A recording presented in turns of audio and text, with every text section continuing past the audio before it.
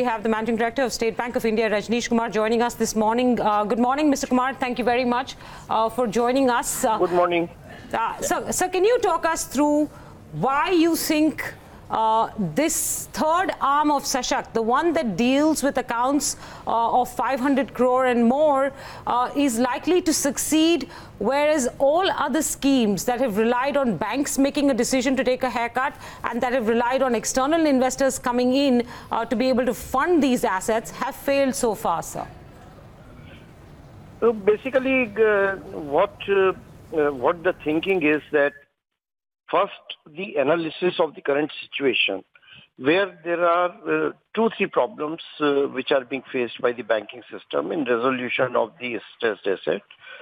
The biggest problem is fragmented decision making, and there are too many banks in consortium and multiple banking. There is no forum as of now which has any legal sanctity.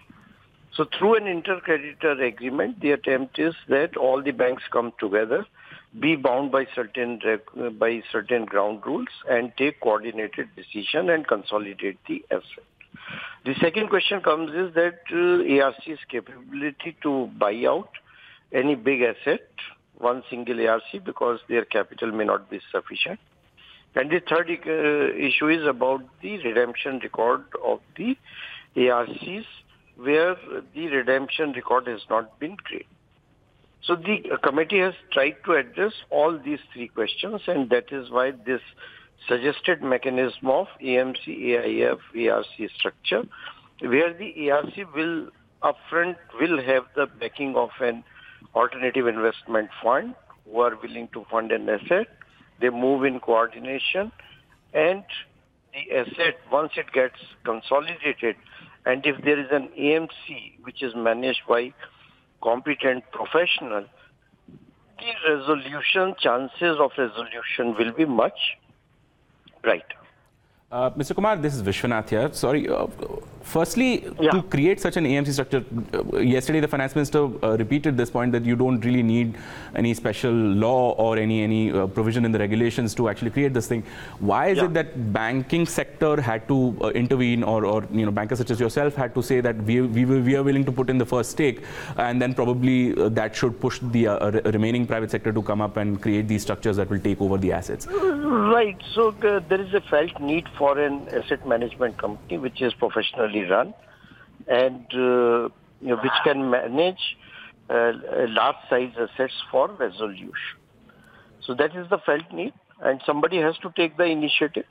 And as the finance minister mentioned, and as has been recommended by the committee also, we are looking at an AMC with a very wider participation from private as well as public sector. And private sector definitely will be holding more than 50% in the AMC. And let me clarify that AMC does not require any huge amount of capital. It is a fund which will be registered with SEBI. There the funding requirement will be considerable.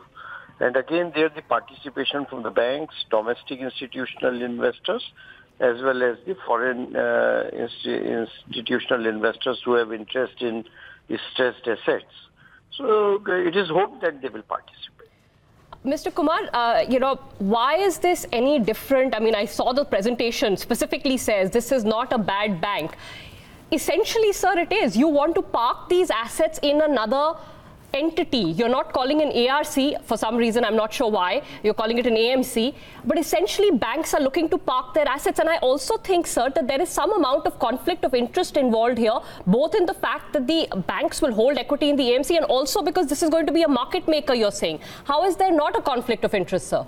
No, there is no question of any conflict of interest because, number one, I agree with you that because everything is within the existing framework, regulatory framework or legal framework, so why it is not a bad bank? It is not a bad bank because the assets, when they are being sold at a market-determined price. So that is the key difference. The question always comes in that when the asset is being sold, so there will be a loss. and that loss will be borne by the bank upfront. It is not that the asset is being transferred at the book value and a bad bank will provide the capital and take over this asset at book value. To that extent, even today, the banks sell assets to ARCs, and when they sell the assets under the proposed arrangement also, it will be a sale to ARC, and it will be through open bidding, through inviting expression of interest. What is the key difference you have to understand with the proposed structure or the suggested mechanism is that in the suggested mechanism, it is that under an inter-creditor agreement, the banks will take a uniform approach. So if an asset is to be sold, the idea is that it is sold to a single ARC so that even at ARC level, the asset gets consolidated. Otherwise, today, even at the ARC level, a asset can be sold to different ARC by different banks.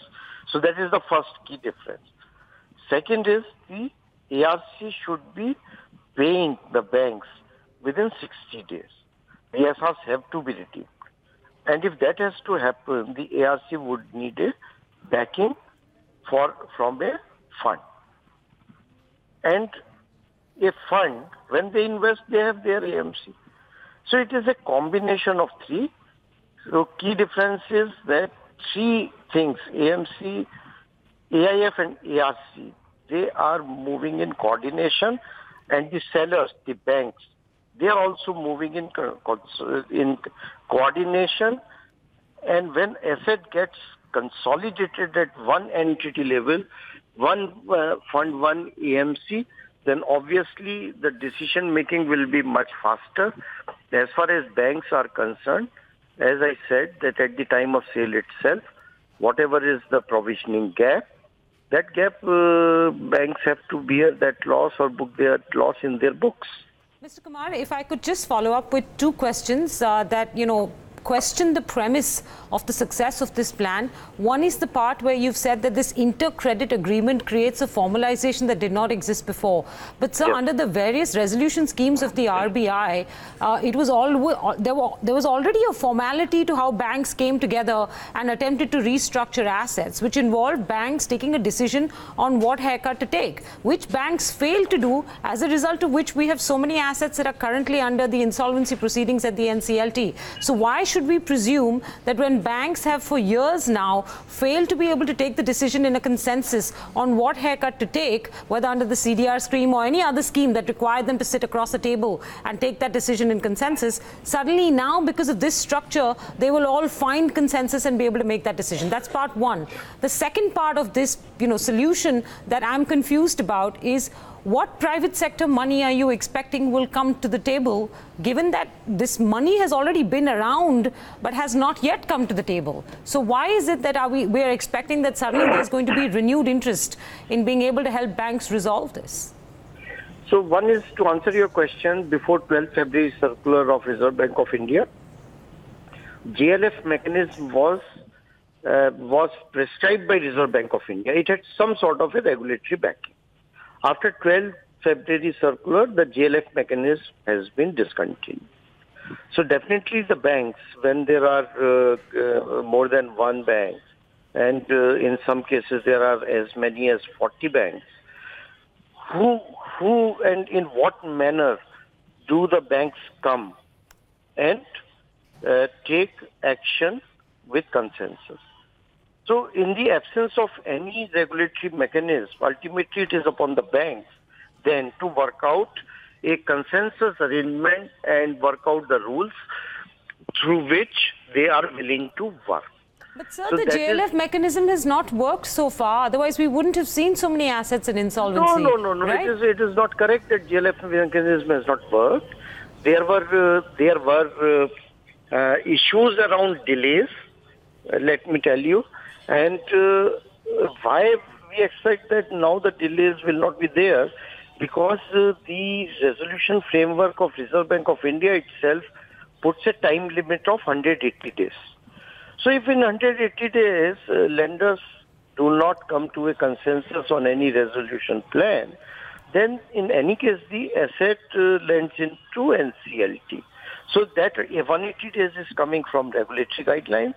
And the second is that if a inter-creditor agreement is approved by all the boards of the bank and the ground rules are laid out, and through the inter-creditor agreement, the consensus will be that 67% by value, if the lenders agree on a particular course of action, that will become binding on all the banks. Okay, I understand, sir, the need for an inter-creditor agreement now that the JLF mechanism is out. So under this, effort of being able to either resolve or go to IBC, you've created this inter-creditor agreement. But the second point in this is that, where is the buying interest going to come from? And I think in your first response, you suggested that this AMC, ARC, bad bank, whatever you want to call it, will have up to 50% private sector investment and up to 50% public sector investment.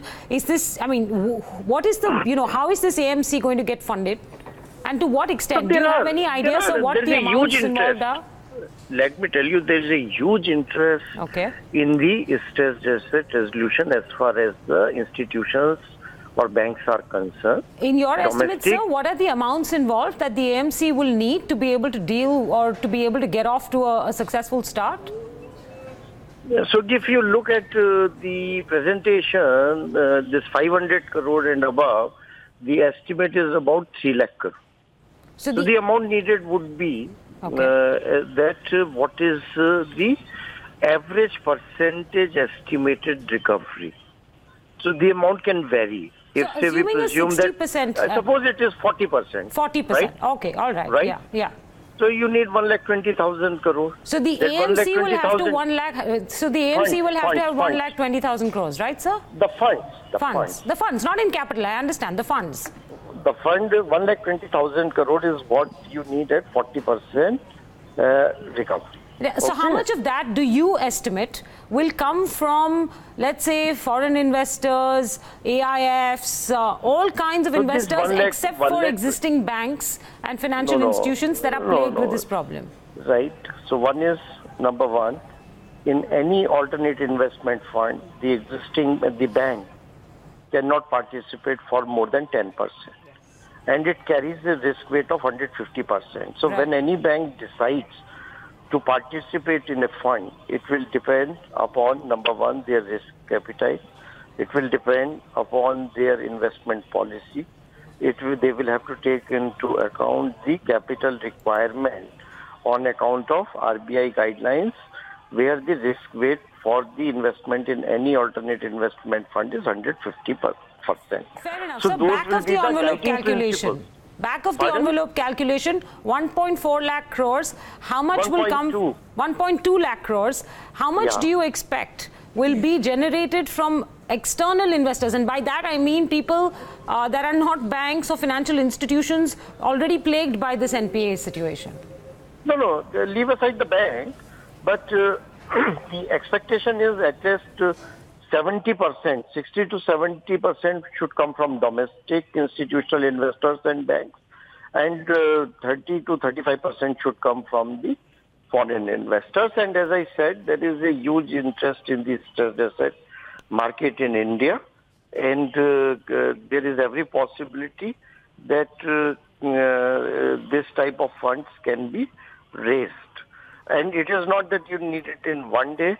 The funding will be required over a period of 6 to 24 months at least, because they do their due diligence, pick up the asset, and then fund it.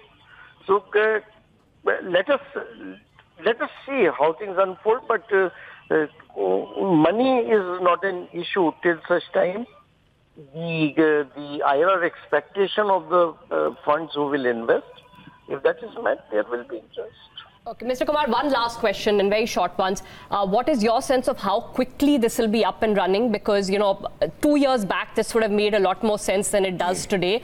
And two, I don't understand, Mr. Kannan said that this doesn't have anything to do with the RBI. I don't understand how. Has this plan been discussed and cleared by the Reserve Bank of India, sir? No, the committee chairman did meet the RBI officials, and the copy has been given to RBI. But the committee, when drawing the plan, have ensured that whatever plan has been prepared, it does not seek any dispensation or any forbearance from the regulators, primarily which means Reserve Bank of India. So whatever has been suggested or recommended, it is within the existing regulatory framework. That is very important to note.